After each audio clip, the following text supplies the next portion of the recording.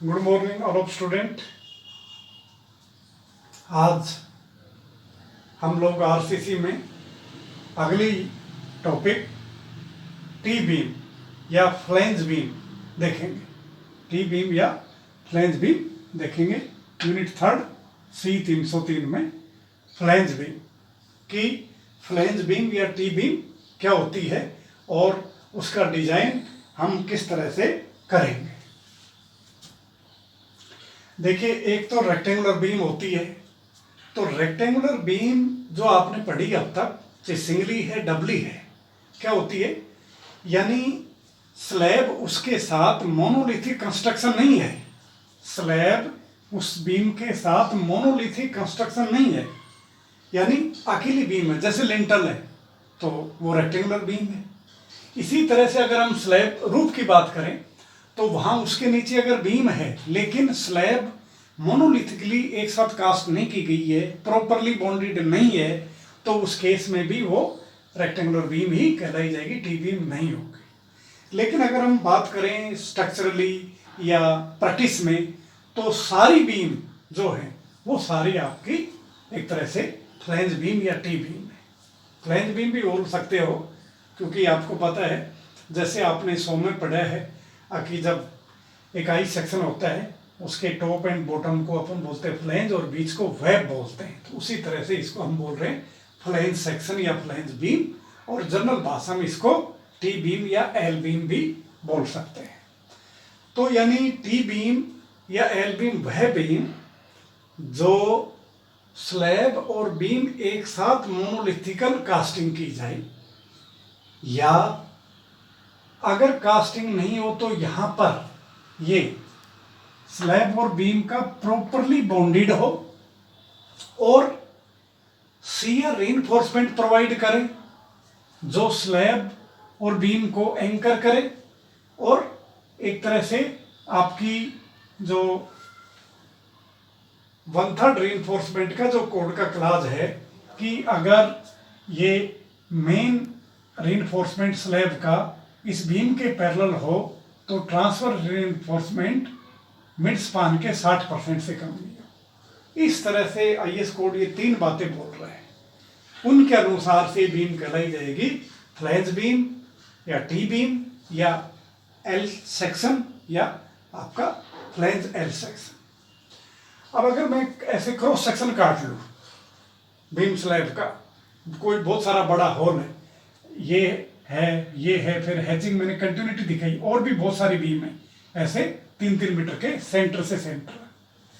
तो यानी ये जो एंड बीम है, एच बीम है, इसको हम कहेंगे एल बीम, लास्ट वाली, एंड वाली, और जितने भी इंटरमीडिएट है बीच में उनको कहें हम टी बीम, नहीं टी बीम। अब इसका कंपोनेंट क्या क्या है, इसको पोर्शन को बोलेंगे वेब या रिब। कई बार ये और वेब भी बहुत थिन होती है तो उसको कई बार रिब भी बोलते हैं, नहीं आगे आप पढ़ोगे रिब्ड स्लैब, नहीं इस तरह से। तो वेब याद रखो, वेब। और इस स्लैब को बोलते हैं फ्लैंज। क्या बोलते हैं? फ्लैंज। स्लैब को क्या बोलते हैं? फ्लैंज। और आम भाषा में आप इसको स्लैब बोल सकते हो। इस केस में आप फ्लैंज में इस स्लैब को फ्लैंज कहोगे, इसको वेब कहोगे, या इसको बीम कहोगे, इसको स्लैब कहोगे। तो इस तरह से ये आपका सिंपल कंसेप्ट था फ्लैंज बीम, टी बीम और एल बीम का, कि लास्ट वाली बीम है वो आपकी एल बीम कहलाएगी और बीच की जितनी भी बीम है वो आपकी टी बीम कहलाएंगी। अब अगर इसका मैं जैसे रेक्टेंगुलर बीम की तरह इसका क्रॉस सेक्शन दिखाऊं, रेक्टेंगुलर बीम तो क्या होती है, स्लैब इसमें थी नहीं और ये बीम थी, रेक्टेंगुलर बीम। तो अगर टी बीम को अगर हम देखें तो नीचे की जो ये है, जो हम रेक्टेंगुलर बीम में बी लिखते थे, ब्रेड्थ ऑफ बीम या विड्थ ऑफ बीम, यहां लिखेंगे B W, width of web, नहीं, या ब्रेड्थ ऑफ वेब, ठीक है। टोटल डेप्थ उसमें भी ये अपन लिखते थे डी, और इफेक्टिव डेप्थ स्मॉल डी। यानी इफेक्टिव डेप्थ क्या है, कंप्रेशन फेस के टॉप से और स्टील के सेंटर तक, और टोटल डेप्थ क्या है, टॉप ऑफ द स्लैब से आपका bottom most of the beam section. AST, area of steel in tension. ये DF, ये बहुत इंपॉर्टेंट है, यानी ये अपनी जो स्लैब है, स्लैब थिकनेस को क्या कहेंगे, DF। DF क्या है, थिकनेस ऑफ फ्लैंज या thickness of slab, thickness of flange या थिकनेस ऑफ स्लैब।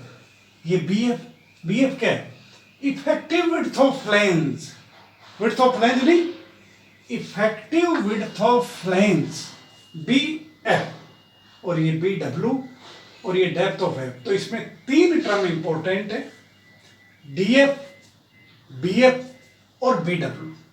तो ये 3 चीज नई निकल कर आई जो आपके रेक्टेंगुलर बीम से अलग हैं। BF effective width of flange, DF slab thickness या थिकनेस ऑफ फ्लैंज, और BW विड्थ ऑफ वेब, या कई बार रिब भी बोलते हैं, BR बोलते हैं उस केस में, क्या बोलते हैं, BR।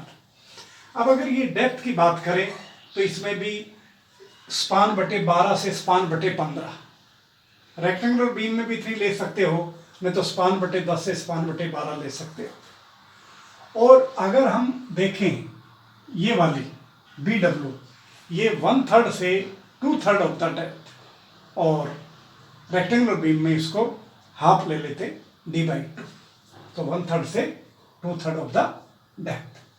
तो इस तरह से इनिशियल प्रोपोर्शनिंग ये कंसिडर करते हैं, BW या आपका डेप्थ ये। और स्लैब आपको पता है, स्ट्रक्चरल स्लैब सामान्य तौर पर 100 mm से कम नहीं होती, 4 इंची बोल सकते हो, 10 सेंटीमीटर बोल सकते हो, और जनरली 15 सेंटीमीटर से ज़्यादा नहीं रखते। अगर 15 सेंटीमीटर से और विशेष जैसे कलवर्ट स्लैब है, ब्रिज है, वो हो सकती है, लेकिन सामान्य जो रेजिडेंशियल में 15 सेंटीमीटर से ज़्यादा नहीं होती, सामान्य तौर पर आपकी 12.5 सेंटीमीटर या 5 इंची ही होती, तो इकोनॉमिकल के लिए ये। तो इस तरह से हम डिसाइड करते हैं, और ये जो विड्थ है और ये टोटल डेप्थ है, ये हम शटरिंग मॉड्यूलर कंस्ट्रक्शन के हिसाब से भी डिसाइड करते हैं कि ये सामान्य तौर पर 230 या 300 mm रख लेते हैं, और ये जो टोटल डेप्थ है इसको भी हम इसकी 450 mm, 400 mm, 500 mm, इस तरह से जो मॉड्यूलर कंस्ट्रक्शन है 50 mm के मल्टीपल में हम ले सकते हैं बात है। लेकिन सामान्य तौर पर जो बीम है वो 9 इंची बाई 18 इंची के नाम से स्टैंडर्ड है, तो उसको आप ध्यान रखा करो कि 9 इंची विड्थ और 18 इंची टोटल डेप्थ। तो ये पोर्शन आपका क्लियर हो गया। अब इसमें जो इंपॉर्टेंट IS कोड का क्लोज है कि इफेक्टिव विड्थ ऑफ फ्लैंज कैसे कैलकुलेट करोगे, इफेक्टिव विड्थ ऑफ फ्लैंज कैसे कैलकुलेट करोगे, T बीम का, L बीम का। तो पहले तो देखो, ये तो है कंटिन्यूअस, नीचे मैंने बताई आइसोलेटेड। कंटिन्यूअस का मतलब बहुत सारी T बीम लगी हुई है, बहुत सारी हॉल में, 2, 3, 4, 5 जितने भी हैं, तो वो कंटिन्यूअस है। और अगर किसी हॉल में सिंगल T बीम है तो उसको हम बोल सकते हैं आइसोलेटेड, या कोई ब्रिज है, कैंटिलीवर, या कोई इस तरह से सिंगल स्पान का है तो आपका उसको हम आइसोलेटेड बोल सकते हैं। फिर भी जनरली आपको जो T बीम ज़्यादा इंपॉर्टेंट है L बीम की बजाय, तो आपको T बीम का थोड़ा अच्छे से करना चाहिए। इफेक्टिव विड्थ ऑफ फ्लैंज ये वाली, इफेक्टिव विड्थ ऑफ फ्लैंज ये वाली कैसे डिसाइड करें? देखो, ये डिसाइड होगा span of the beam, thickness of slab, width of web, support condition नहीं, और टाइप ऑफ लोडिंग। तो ये प्रश्न आप जरूर याद रखिए कि BF डिपेंड ऑन, तो BF क्या क्या है, L0/6 plus BW plus 6DF। अब इसके अंदर L0, BW आप जानते हो width of web, DF thickness of slab, L0 नई टर्म है। L0 क्या है, distance between point of zero moment, distance between point of zero moment. अगर सिंपली सपोर्टेड बीम है तो उसके दोनों सपोर्ट पर मोमेंट 0 है तो इफेक्टिव स्पान बोल सकते हो, लेकिन यही अगर कंटिन्यूस है तो 0.7 times the effective span. Note क्या हुआ? 0.7 टाइम्स द इफेक्टिव स्पान जो कोड में दिया हुआ है। तो इस तरह से आप BF को याद रखोगे, L0/6 plus BW plus 6DF। तो ये है आपका BF का, T बीम का।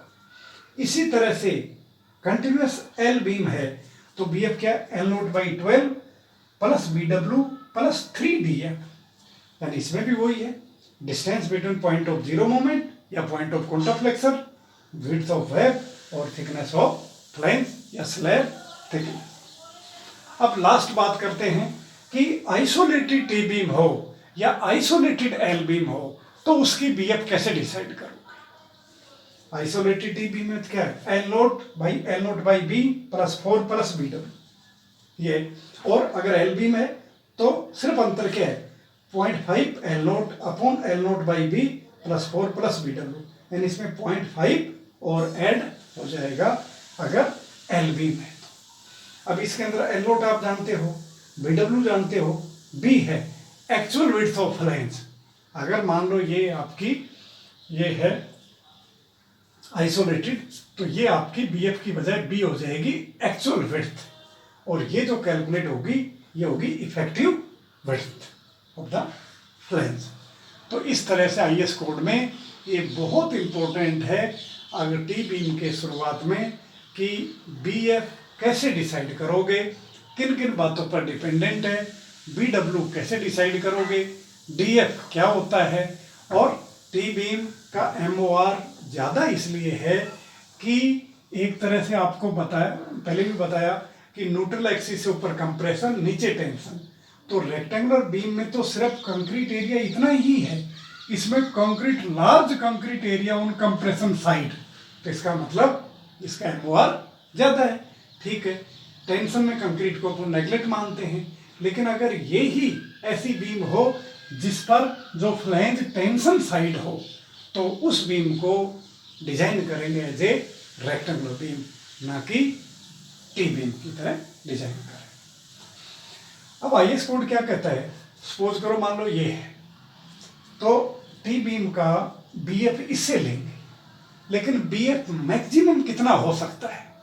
मैक्सिमम कितना हो सकता है? BW plus half the width इसकी आधी प्लस इधर जो बीम है उसकी आधी, उससे ज्यादा नहीं हो। यानी डिसाइड तो इसी से करेंगे आखिर ये, लेकिन मैक्सिमम जो BF है वो BW plus half the width on either side of the projection, इससे ज्यादा नहीं हो। और आइसोलेटेड में क्या करेंगे? BF should not be not more than actual width of flange। Suppose करो BF आपकी 700 mm आ रही है ये आपकी, और जो एक्चुअल V है वो मान लो आपकी 600 mm है, तो आपकी ये BF 700 नहीं लेंगे, एक्चुअल विड्थ ऑफ फ्लैंज से ज़्यादा नहीं होगी। तो आज आपने देखा इस तरह से। सपोज करो जो मैंने आपको बताया है कि ये जो पोर्शन है कंप्रेशन साइड, ये अगर टेंशन में हो, ये नीचे, जैसे इन्वर्टेड बीम, मान लो इन्वर्टेड बीम है कि स्लैब इसके नीचे से है, बॉटम से बीम ऊपर है, तो उस केस में ये स्लैब कंप्रेशन साइड नहीं टेंशन साइड हो जाएगी। तो सिंपली इसको ट्रीटेड करेंगे एक तरह से अपन रेक्टेंगुलर बीम, या कैंटिलीवर समझ लो, तो कैंटिलीवर में भी टॉप में टेंशन, उस केस में भी आप इसको T बीम नहीं as a rectangular beam design करोगे। तो आज इस तरह से RCC में ये बहुत इंपॉर्टेंट था, how to calculate effective width of flange BF, और DF मैंने आपको बता ही दिया, थिकनेस ऑफ स्लैब है जो सामान्य तौर पर 120 से 130 mm के बीच डिसाइड रखते हैं, और ये भी थंब रूल से हम 1/3 से 2/3 ऑफ द डेप्थ, और ये टोटल डेप्थ स्पान बटे 12 टू स्पान अपॉन 15। तो इस तरह से ये सारे थंब रूल हैं जो आपको ध्यान रखने हैं। ये जो IS 456 का कोडल फार्मूला है जिसको आपको रिमेंबर रखना है। Thank you.